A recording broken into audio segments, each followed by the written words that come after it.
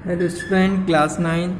आज हम पढ़ेंगे रूसी क्रांति के बारे में। ठीक है, तो यूरोप के सबसे पिछड़े औद्योगिक देशों में एक रूस में यह समीकरण उलट गया। सन 1917 की अक्टूबर क्रांति के जरिए रूस की सत्ता पर समाजवादियों ने कब्जा कर लिया। फरवरी 1917 में राजशाही के पतन और अक्टूबर की घटनाओं को ही अक्टूबर क्रांति कहा जाता था या कहा जाता है।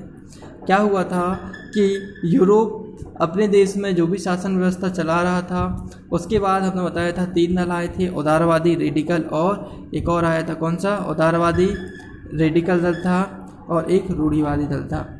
इन तीनों ने मिलकर बाद में कुछ समय पश्चात एक और समाजवादी दल का गठन कर लिया। ये समाजवादी जो दल थे, उन सभी की मांगें लगभग उदारवादी दलों से मिलती थी। समाजवादी दल क्या करते थे? सभी धर्मों को समान अधिकार देना चाहते थे और जो भी व्यक्ति थे उनको समय समय पर जो भी उनके अधिकार थे उनको देना चाहिए और नागरिकों के अधिकार के लिए भी ये कार्य कर रहे थे। ठीक है, अब क्या हुआ, जब मतदान होता है तो रूस में जो सत्ता चल रही होती है पुराने समय में, वो ख़त्म हो जाती है और किसका कब्जा हो जाता है? समाजवादी दल का कब्जा हो जाता है। 1917 में राजशाही पतन और अक्टूबर की घटनाओं को क्या कहा जाता है?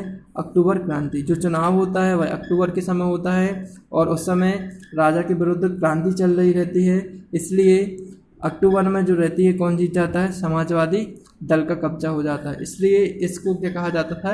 अक्टूबर क्रांति कहा जाता है। ऐसा कैसे हुआ? क्रांति के समय रूस के सामाजिक और राजनीतिक हालात कैसे थे? इन सवालों के जवाब ढूंढने के लिए आइए क्रांति से कुछ साल पहले की स्थिति पर नजर डालें। जैसे रूसी साम्राज्य 1917 में कौन हुआ था? 1917 में क्या हुआ था? समाजवादी दलों ने रूस पर क्या कर लिया था? कब्जा कर लिया था। अब हम थोड़ा सा समझेंगे 1914 में रूस का साम्राज्य कैसे था। 1914 में रूस और उसके पूरे साम्राज्य पर कौन था? जार निकोलस द्वितीय का शासन था। मॉस्को के आसपास पड़ने वाले भूक्षेत्र के अलावा आज फिनलैंड, लिथुआनिया, एस्टोनिया तथा पोलैंड, यूक्रेन व बेलारूस के कुछ हिस्से रूस साम्राज्य के अंग थे। पहले क्या थे? पोलैंड, यूक्रेन जो अलग अलग देश बन चुके हैं, ये सभी क्या थे? रूस के ही अंग थे। यह प्रशांत महासागर तक फैला हुआ था। देखो यहाँ पे इस तरफ क्या है? ये पश्चिम में अटलांटिक महासागर से इसका जो प्रशांत महासागर है, प्रशांत महासागर इस क्षेत्र में है ना। पुर्तगाल, स्पेन की, ये देखो ये स्पेन है, स्पेन के इस तरफ नीचे की ओर, इस तरफ यहाँ से लेके भूमध्य सागर, इस तरफ है प्रशांत महासागर। ठीक है, तो यह है अटलांटिक महासागर और प्रशांत महासागर क्षेत्र तक फैला हुआ है। और आज के मध्य एशियाई राज्यों के साथ साथ जॉर्जिया, आर्मेनिया व अजरबैजान भी इसी साम्राज्य के अंतर्गत आते हैं। रूस में अनेक ग्रीक ऑर्थोडॉक्स चर्च से उपजी शाखाएं रूसी ऑर्थोडॉक्स क्रिश्चियनिटी को मानने वाले बहुमत में थे, लेकिन इस साम्राज्य के तहत रहने वाले कैथलिक, प्रोटेस्टेंट, मुस्लिम और बौद्ध भी शामिल थे। क्या हुआ था कि रूस में सबसे ज़्यादा मानने वाले तो अनेक धर्म थे, लेकिन सबसे ज़्यादा जो मानने वाले धर्म थे वो कौन से थे? चर्च। कौन से थे? चर्च लोग सबसे ज़्यादा रहते थे। कहाँ पर? मतलब चर्च धर्म को मानने वाले जो लोग थे वो कहाँ रहते थे? रूस में। ठीक है, उनमें से कौन से चर्च लोग? ये वाले ऑर्थोडॉक्स क्रिश्चियनिटी। ठीक है, ऑर्थोडॉक्स जो क्रिश्चियनिटी चर्च थे वो लोग कहाँ रहते? सबसे ज़्यादा रूस में रहते थे। उनका धर्म सबसे ज़्यादा कहाँ निवास करता था? रूस में निवास करता था। अर्थव्यवस्था और समाज। 20वीं सदी की शुरुआत में रूस की आबादी का एक बहुत बड़ा हिस्सा खेतीबाड़ी से जुड़ा हुआ था। अब रूस की अर्थव्यवस्था कैसी थी और समाज कैसा था, इसके बारे में जानेंगे।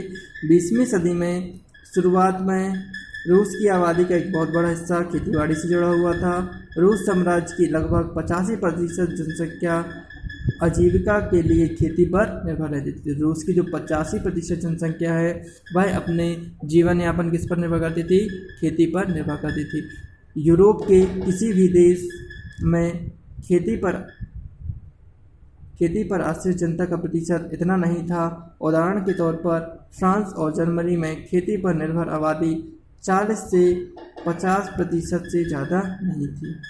रूसी साम्राज्य के किसान अपनी ज़रूरतों के साथ साथ बाजार के लिए भी अन्य पैदावार करते थे। जैसे रूस अनाज का एक बड़ा निर्यातक देश था।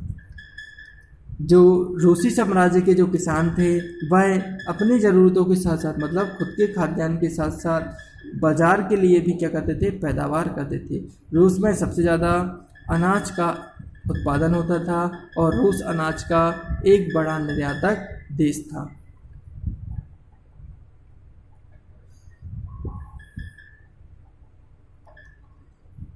बहुमत उद्योग बहुत कम थे। सेंट पीटर्सबर्ग और मॉस्को प्रमुख औद्योगिक इलाके थे।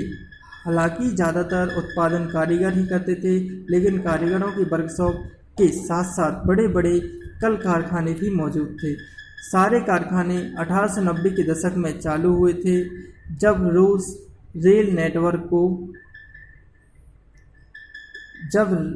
ने रेल नेटवर्क को फैलाया जा रहा था। उसी समय रूसी उद्योग में विदेशी निवेश भी तेजी से बढ़ा।